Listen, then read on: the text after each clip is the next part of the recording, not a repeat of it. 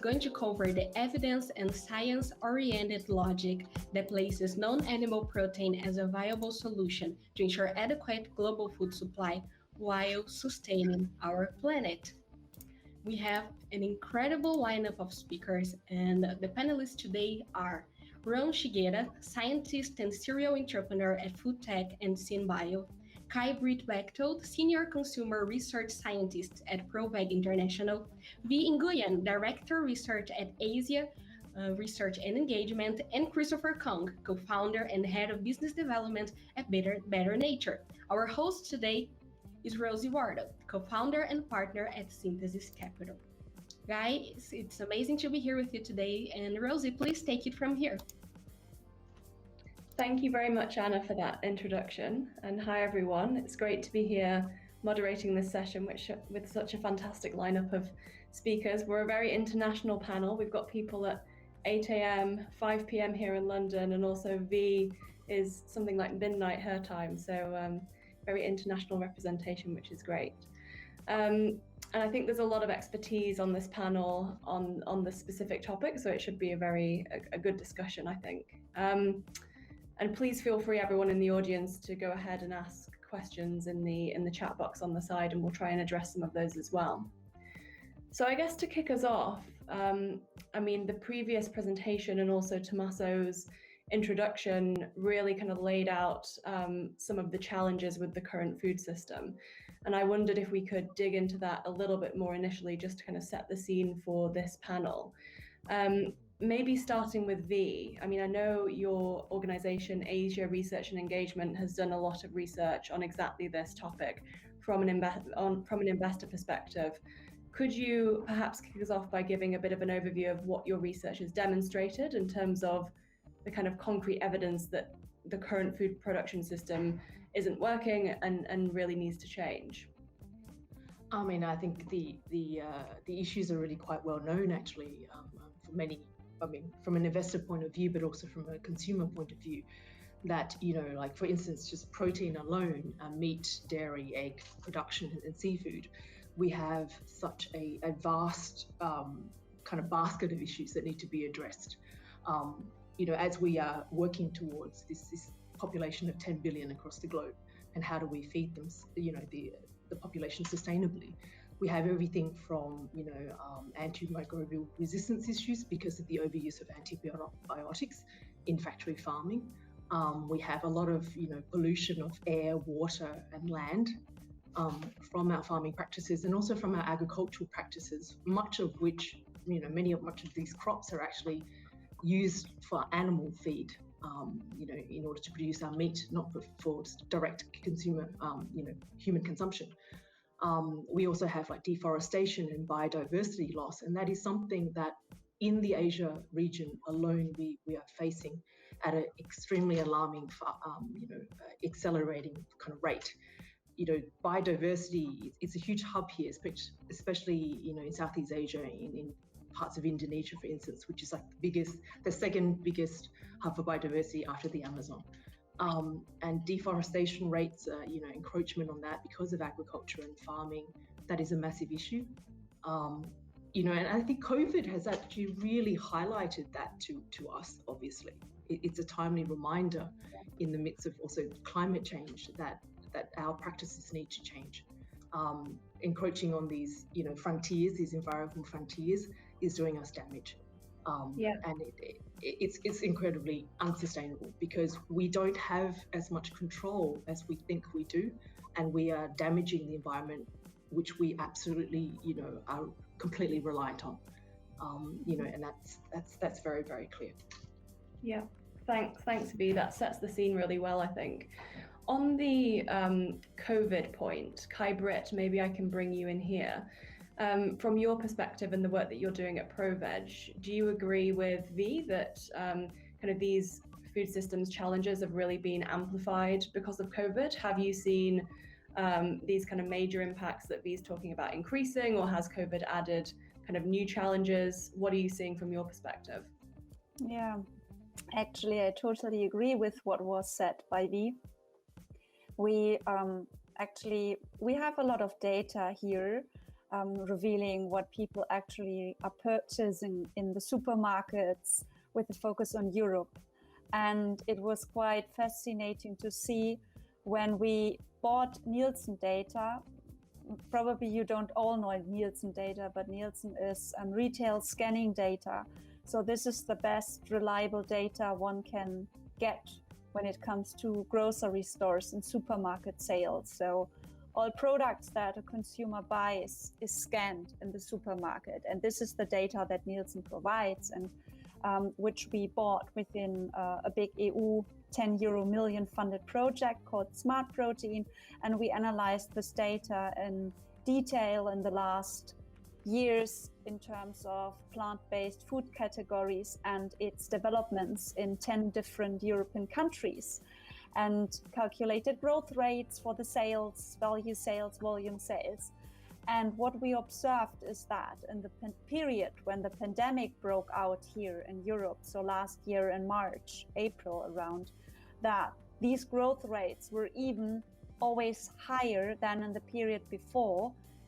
So this is totally clear that the growth of plant-based food in Europe and in the US as well was there since years, but the pandemic accelerated this whole growth.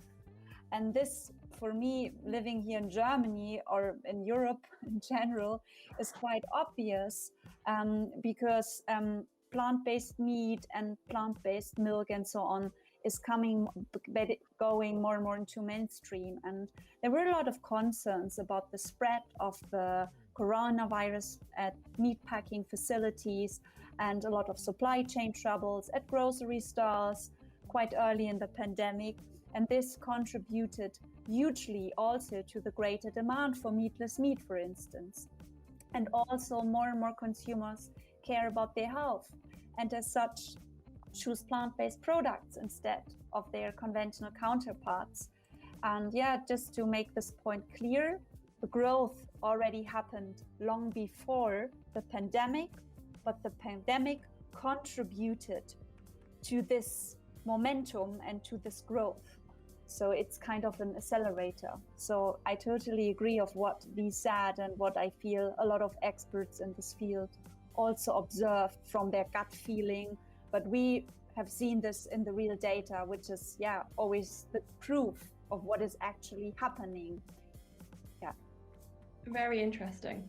And yeah, I mean, I guess that's from a consumer perspective, which is that data is pretty enlightening. How do you think about things from a company perspective? Do you think that COVID has kind of brought to the fore broader issues on a company level, such as, you know, supply chain transparency, supply chain resilience? So thinking about it from a CEO of a company, how they're thinking about kind of diversifying their business models, I guess, beyond animal proteins. That's also a super interesting question.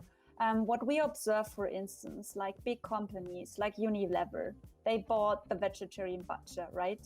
Or Tyson Foods in the US is dealing more and more with Beyond Meat.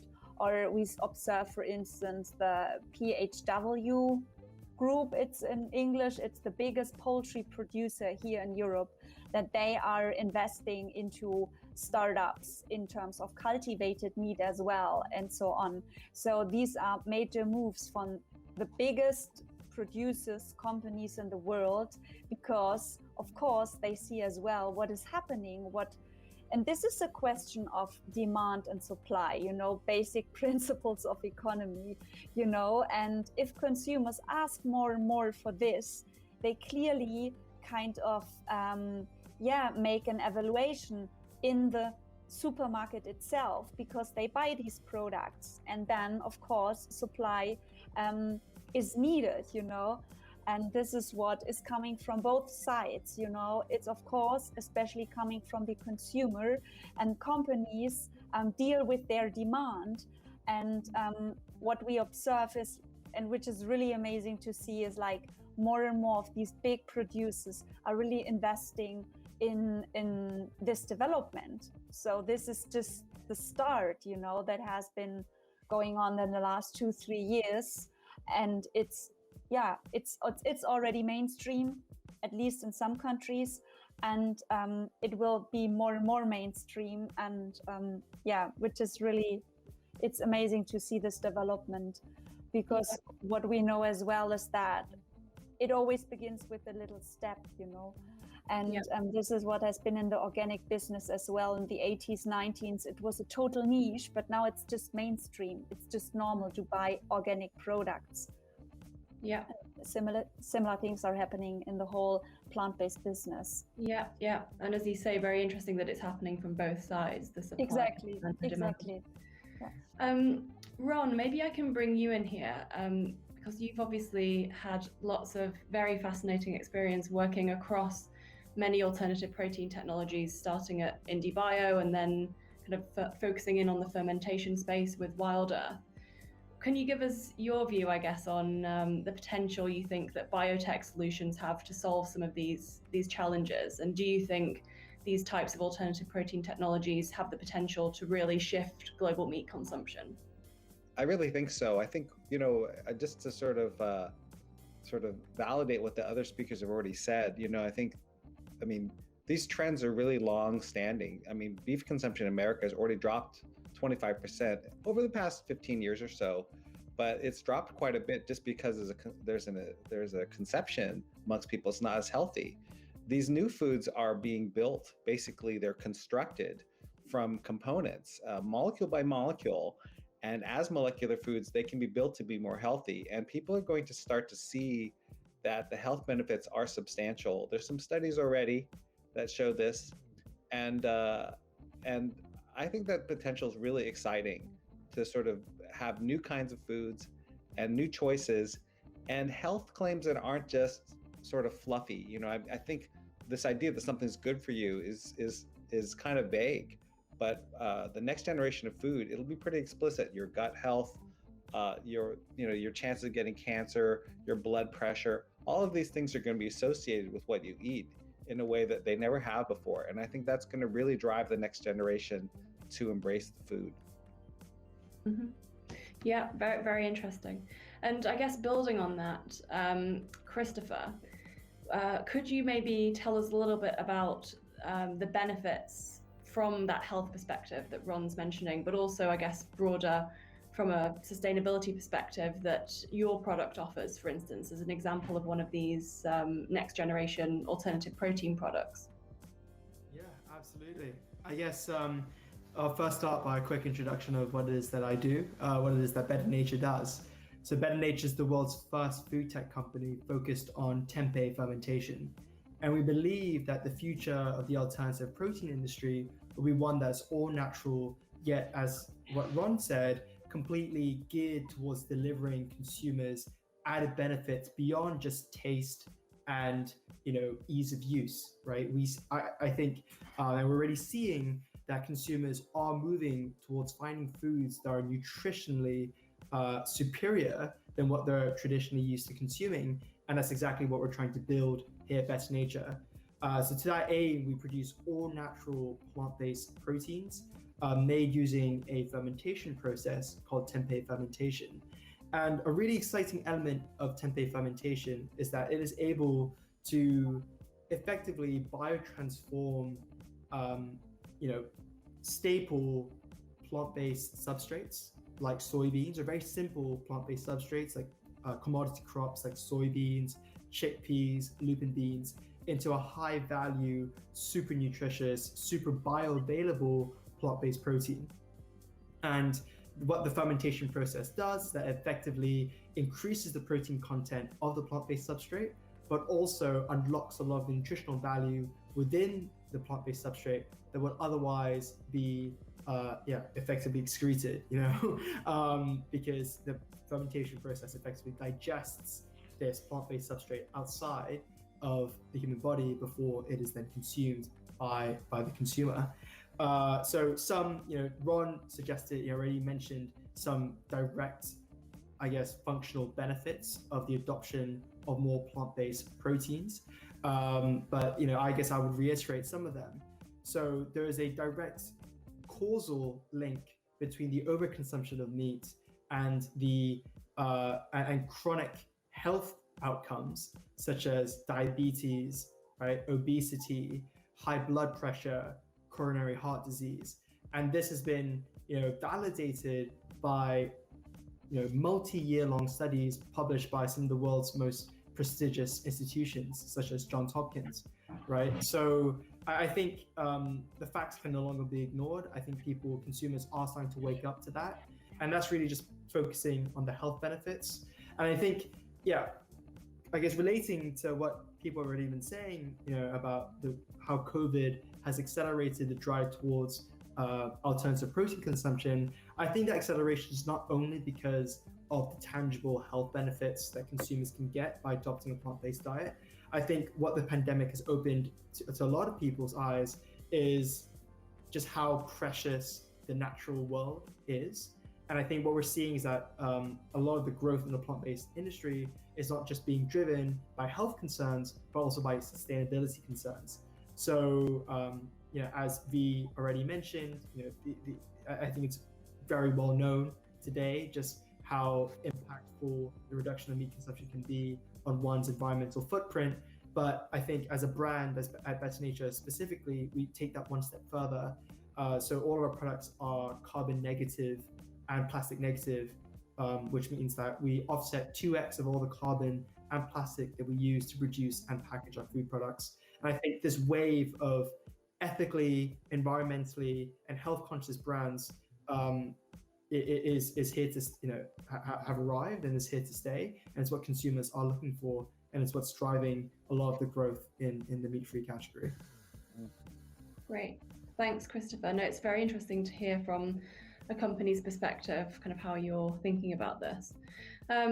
So maybe we can shift a little bit and talk about some of the challenges, I guess, and the barriers to really drive, I guess, a more mainstream shift to alternative proteins. And Tommaso mentioned some of the challenges to kind of shift consumers in his introduction.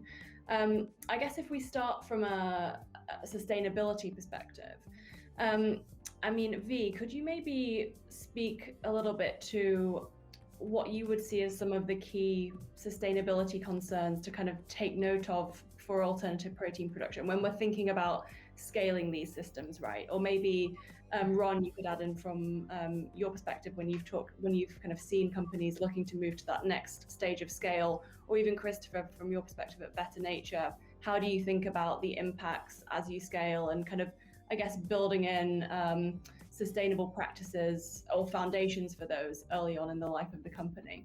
How do you guys see that? I mean, I think that, as you create any product, there's resources required, right?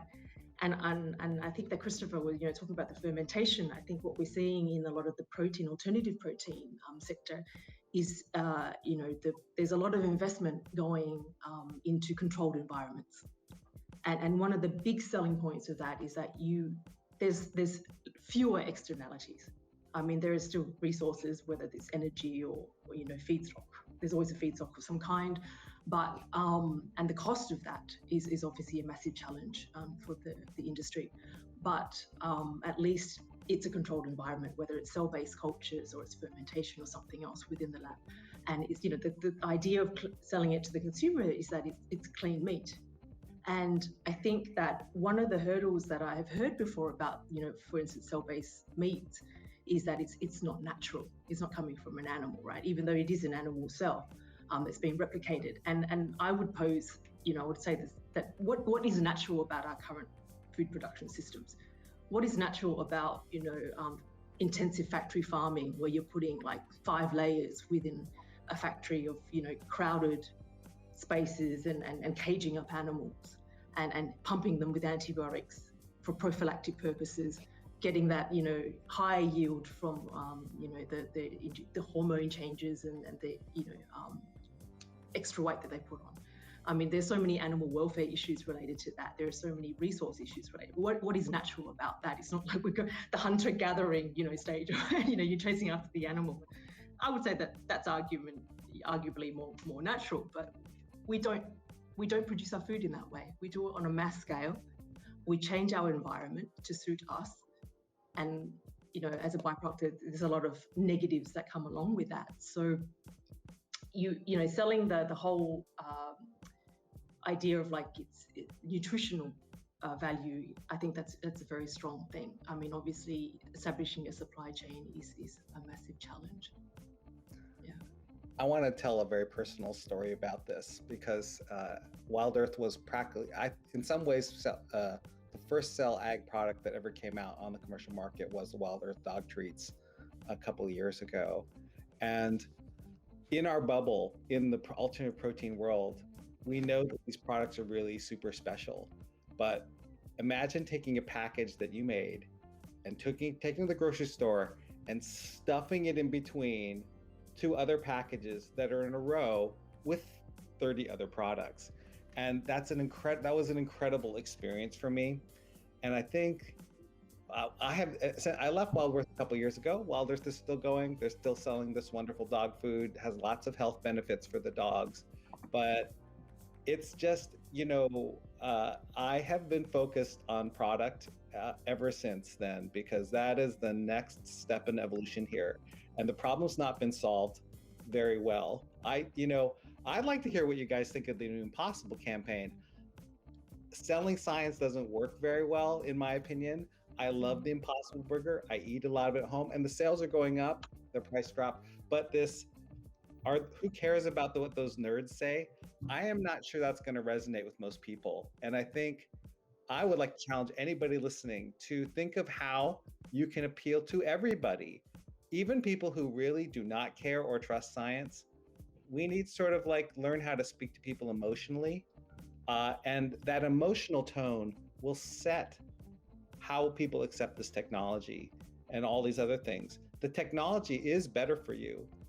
You just have to get them to feel like it is. And so the last thing I'll say about that is it has to be a very positive message. My favorite campaign in the whole field is Oatly. It's like milk, but made for humans. It just turns the whole question on its head. And they don't even talk about how you make Oatly, which is actually a somewhat technical process.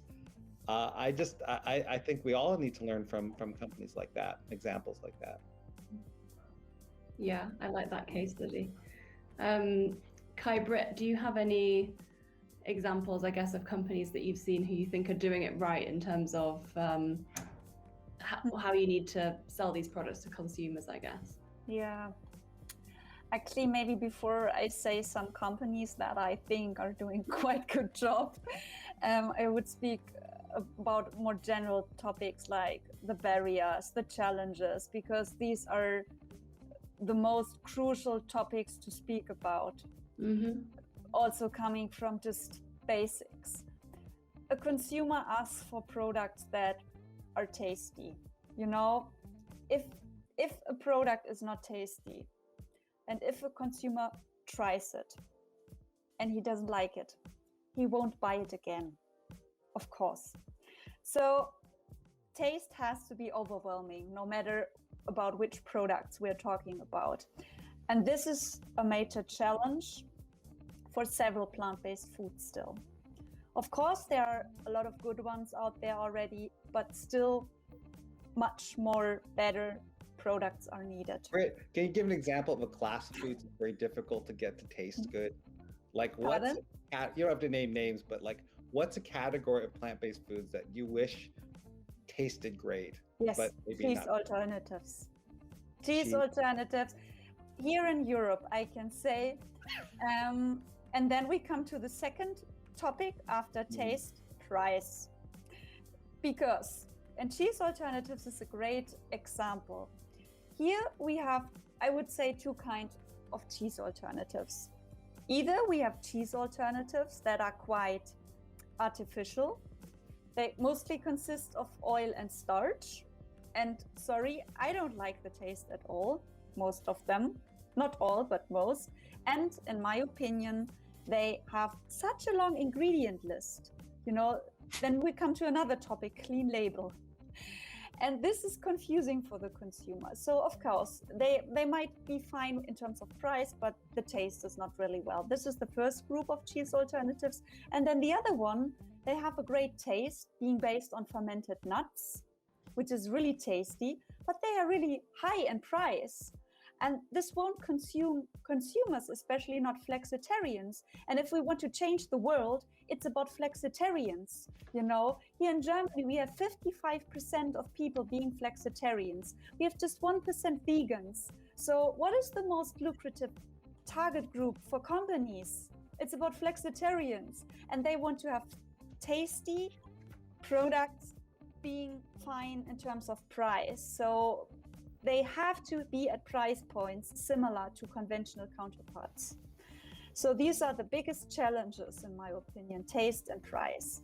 And then we can speak about many other topics, but first, price and taste needs to be convincing for flexitarians and the average consumer, I would say. I love that. To keep it short. That is definitely right about the cheese. Who's going to climb Mount Cheese? Yeah. And then we can speak also about other challenges like fish alternatives. You know, we see amazing growth rates for fish alternatives here in Germany, and they are already provided in discounters, which is overwhelming because if something is offered as discounters, Aldi, Lidl, this means it's going mainstream. But here we have other challenges because people complain, well, the nutritional profile is not that well. It needs to be high in omega-3 fatty acids, in iodine, and so on. So actually, generally speaking, the products need to be the same like the conventional counterparts to be convincing. This is what is also important to know. Yeah. And so if you or any of the panel could, I guess, name one thing that would accelerate this shift towards the products that consumers want to buy and want to eat, and at a price point that they will accept it, what would you say? I mean, is it just a case of this industry is still very nascent and we need far more capital, far more research, far more activity in general to kind of get us to that next level? Or do you think there are other specific missing pieces, I guess, to this puzzle to really kind of accelerate the shift? I think government policy, policy shifts and regulation would really accelerate this space. I mean, we've seen that, Singapore was the first country in the world to allow for, the sale of lab meat, just chicken to consumers. And that was such big news because everyone was kind of waiting, at the edge for that to happen, which country was going to allow that first. And hopefully, that will open the doors for other jurisdictions to follow. And that's been quite exciting to see. And there's been a great reception on that. And we're seeing a lot more investments into the manufacturing of all different alternatives in Asia. Many facilities are opening up. But, what Kate was saying about price, I think from an Asian perspective, I would say that we come from a different angle in that, yes, it's essential. And I think that establishing a stable, consistent product comes from creating that supply chain, and all players part of that. And I think a lot of the large commodity players almost need to get in on that because they control so much of that supply chain, especially in plant-based. We are still seeing most of the plant-based products in the world are being made from wheat and soy, particularly soy, right? That is still the dominant player there, only because it's been there for so long. There's nothing to say that the others don't measure up in many aspects, the other potential raw ingredients that could be used. It's just that soy is so established. And with that comes price stability. So, if you want to be able to allow people to use it, you have to help, establish that. And peas getting there in terms of, that's what Beyond Meat is using. But it's still still such a small percentage of the market still. And I hope to see that really increase. It's kind of a problem though, because the main thing about wheat and soy is that they are affordable. I think that another problem, it's hard to hit the price point as well. And so we really need to evolve those alternative protein sort of markets to achieve the economies of scale where the prices are actually accessible and people can work with them. I mean, Beyond Meat still hasn't lowered its price point. And you can still buy Wagyu beef at Safeway near my house cheaper than you can buy Beyond Meat. And I know that's a big factor. And you can imagine, like in Asia, we have a lot of population here, particularly in the less developed countries, that are still buying from the wet market. They're not, this whole plant alternative, such as Beyond Meats, is kind of an urban thing. Is this for the more affluent who live in cities who are exposed to this, and the marketing and the consumers are much more developed, I guess, in that way, and more educated in that. But we have masses of population in rural areas, or even within the urban centres, who are shopping at the wet markets, who are buying those live chickens and going home. And this is a fact in Asia, is that a lot of the cheap traditional proteins are still providing the necessary nutrients for, to prevent things like stunted growth in children. And how do you argue against a $4, a $4 chicken that's all the family can afford, kind of thing, to a $20 burger made from alternative plant-based products? Yeah. So that price issue is quite important. It's quite interesting how we've all sort of centered around price. I think, price is definitely important, and I think one way of tackling that challenge is to create scalable systems. Right? Because fundamentally, or theoretically at least, there's no reason why plant-based proteins should be any more expensive than animal-based proteins. If you think about just how much work goes into keeping your pet dog, right? That same amount of work is necessary to look after, a cow, right? If not more, because it's such a large animal. In terms of the feed, in terms of, as you mentioned earlier, the antibiotics and the nourishment, et cetera, the care, whatever care that they do get, right, is expensive. But it's just the machine that the animal protein industry has evolved into through many, many generations and many, many decades of investment and growth has allowed for it to be at such a scale that protein comes at a ridiculously low cost. And on the topic of sort of scalable systems, I think, and to your point, V, about sort of the rural communities, we also need to think about decentralized systems. And I can, you may be able to see where I'm going with here. To create something that's scalable and decentralized, you need something, especially from a plant-based perspective. I think fermentation is a very, very unique solution to those two attributes. The scale at which fermentation can operate at is massive, right? And we already have use cases of fermentation outside of meat alternatives, right? They already operate at massive, massive scale. Let's think about cheese, right? Let's think about beer. Let's think about wine. These are huge, huge industries that use, at least beer specifically uses very precise fermentation at an industrial scale. And when we think about decentralization, decentralization comes from, I guess, from twofold, right? The decentralization of the input. So creating systems that can use local inputs and don't need to be so reliant on global commodity sort of systems, as well as also, I guess, this idea of what's the word? But boxed models, right? Models that can work in closed loops, that can sort of that can sort of function independently of other units. And fermentation as well is one of those things. Think about the diversity of feedstocks in fermentation is absolutely vast, and the actual investment required to decentralize fermentation is relatively low. So we focus on tempeh fermentation. In Indonesia, tempeh is widely consumed. It originated there 300 years ago. Tempeh in Indonesia is considered a poor man's food product. In fact, I think the ex-prime minister or president of Indonesia told his people not to be a tempeh nation. And in that, he was saying, don't be a poor nation, aspire to adopt Western lifestyles. Tempeh in Indonesia sells for 50 cents a kilo, right? That's 50 cents for 200 grams of protein, right? There's no other source of protein that cheap of that quality, right? In terms of bioavailability and in terms of sensory qualities as well, in terms of taste and versatility. And tempeh can be used using, tempeh fermentation can be applied to any plant-based substrate, though soy is what's most conventional, because soy is something that grows very, very well in Indonesia, but you can make, tempeh out of lupin beans if you grow in, in Italy. You can make it out of groundnuts if you grow in sub-Saharan Africa.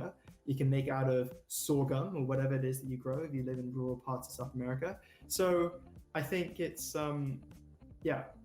we are the world's first because it's very poorly understood, but hopefully fermentation, and I guess in our case, tempeh fermentation, could be a potential solution to meet the price issue that you mentioned, Kai. But I think the other challenge, which you mentioned, was sensory qualities and the education of people around just how fabulous these meat alternatives can taste. That's interesting that you mentioned that. I think it's very, very important. But what we've actually discovered through our own research, with our own consumer panels, is that, at least maybe not in cheese, right? So I'm talking about specifically meat alternatives here, is that generally speaking, the consumer base thinks that meat alternatives taste good. In fact, a lot of flexitarians adopt plant-based proteins specifically because they taste good, right? And they already come in formats that are way more convenient to prepare for the evening meal, say, than animal-based proteins. So there's already a consensus there that plant-based proteins, meat alternatives, taste good. And I think now it's about driving the price down. It's about us also offering consumers healthier choices to allow them to rationalize the greater investment into these products, right? Because it's going to take a while for the plant-based industry to grow to achieve the same scale as the meat industry. So in that time, we need to offset that sort of gap in price point by focusing on, I think, predominantly the health and sustainability message, and make sure that resonates. And to Ron's point, sorry, I'm just like going on now because I've been quiet for a while, but Ron, to your point about educating people about the science versus, say, the health benefits, I completely agree. I think taking the scientific approach has not worked. If you look at our website, we don't talk anything about the fact that we're a food tech business, because that's not important. No one cares. No one cares apart from investors, really. That we're exactly. I was going to say investors care, consumers don't care. Yeah, because investors care about defensibility, but consumers just want the best value, right? Consumers just want products that are good for them, that are reliable and consistent, and you can be the most scientific product in the world, but if you're not able to deliver on the value, deliver on the consistency, deliver on the emotional, right? And the emotional messages, which is what truly drives purchasing intent, more so than anything, then you're not going to sell. People, when they go to shopping malls, they purchase with what's first order thinking, right? So they don't, it's only a very specific, very limited number of consumers that actually take the time to understand what they're actually buying. They go off of the first impression, right? I don't know much about Impossible's sort of campaign, but if they're looking to tap into that second order of thinking, then it's not nearly going to be as effective as that first order sort of gut impulse, decision making. Yeah. There is a question in the chat from the audience that maybe we can talk about. We mentioned Singapore earlier. I think it was UV being the first jurisdiction to approve cultivated meat. And the question is, to anyone on the panel, do you believe that an international consensus about these products from a regulatory perspective would help to drive things forward? Do you think that's a likely scenario? Or I guess, how do you see the kind of regulatory approach to these new technologies and novel foods evolving from your different regions? I just want to say, I think Singapore, it's an amazing plan they've got there. I was just hanging out with some Singaporeans last night, and their plan to sort of become a global hub for food technology, it seems to be working, because the US is not going to be the leader in regulatory sort of process for this. By the time the US moves, everybody else will follow, but there'll be some major markets established. And I wish every country would take initiative like Singapore does. I just think it's brilliant. I think we did it out of necessity, Ron, for our own survival. Food security is a big issue here. It's definitely on the government agenda. And you know, like it's such a small island here that we grow, I think, only 10% of the food that we eat. Everything else is imported. It's why it's so darn expensive. But it's look, I wish the whole world could get to consensus on almost any issue. I think a lot of our woes would be gone, and that it takes time. I mean, look at climate change alone, right? Like, how long has it taken? And there's still debate. I think that it's kind of wishful thinking to wait for that. I think that a lot of the governments will represent their population, and there's a lot of national interests at hand. I think if you look at just even like commodities and that market and the movement, and you know, you've got tariffs and things like that. It depends on so many factors. There's a lot of politics, and you know, I know that there's certain lobby groups in countries that are very, very strong. For instance, you know, the meat lobbyists in was it the French Ministry of Agriculture said that we will never allow for cell or cultured meats because it's not natural. It's always French. They're very serious about the food. You know, so like you've got to contend with that. So I don't think there will be a uniform kind of approach across the globe, though I wish there would, because I think it really would accelerate.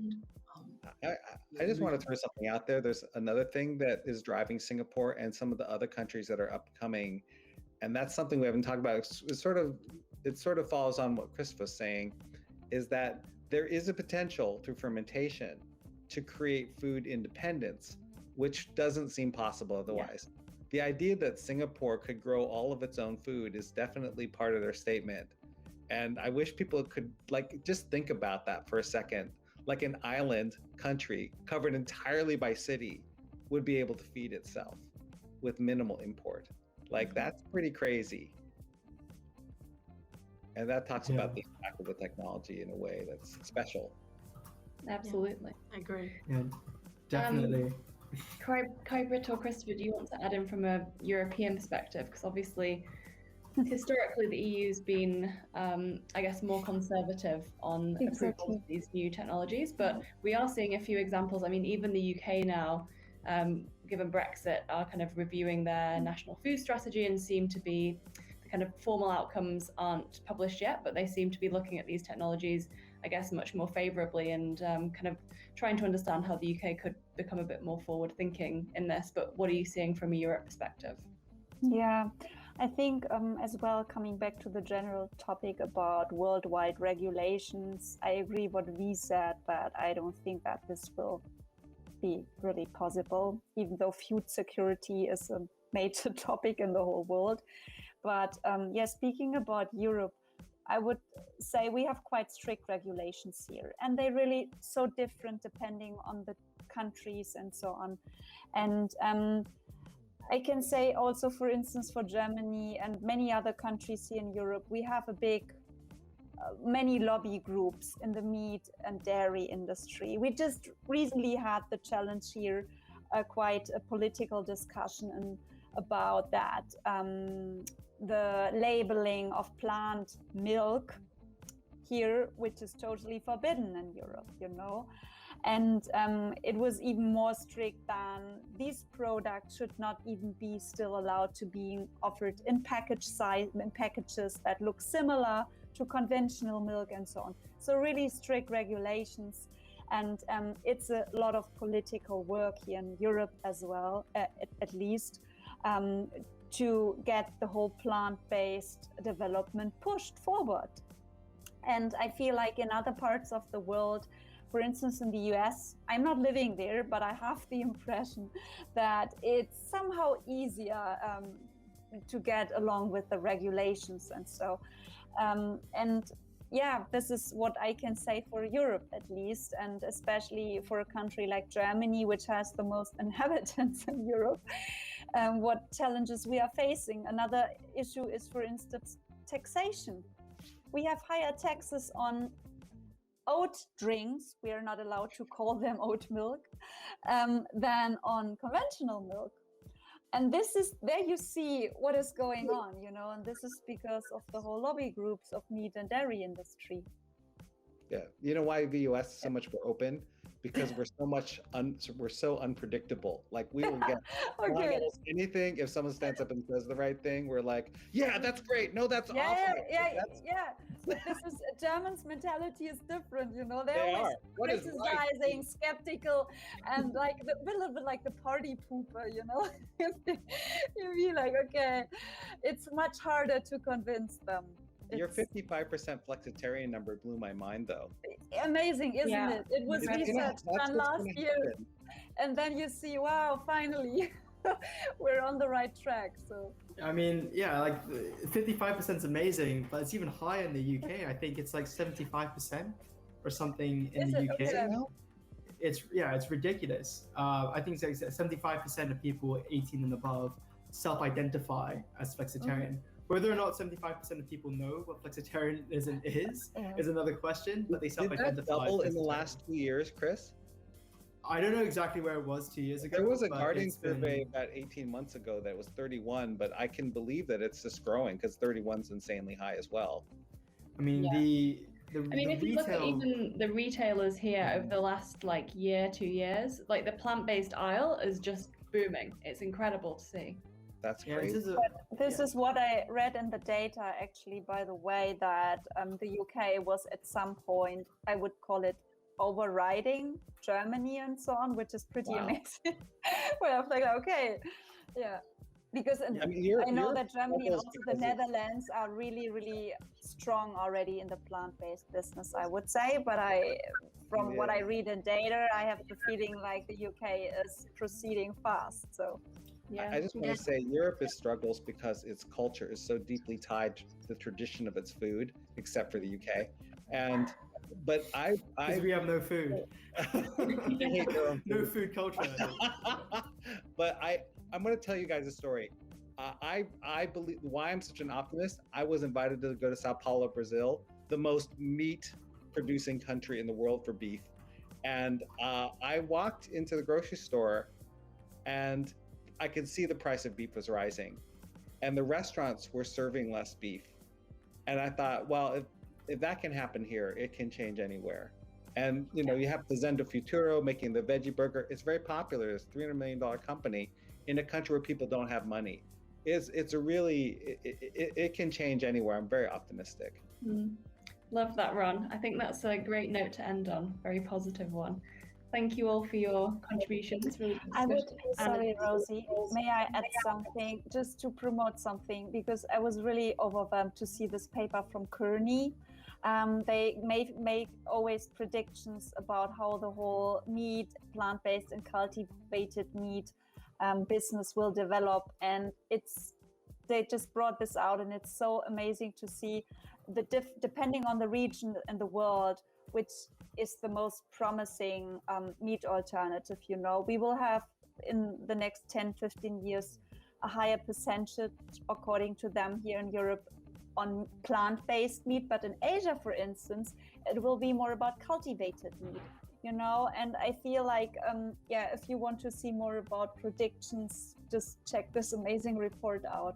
So this is a new one from AT Kearney? I think so, yes, because they were at our New Food Conference. I was in a panel discussion there as well. And we discussed this a lot. So can you put a link in the chat? I will try to find it. Yeah, that'll be fantastic. Wonderful. So thank you, guys. It's incredible to hear your different perspectives, your different actions that you're taking right now to help and to develop non-animal protein. So thank you very, very much for being here with us today.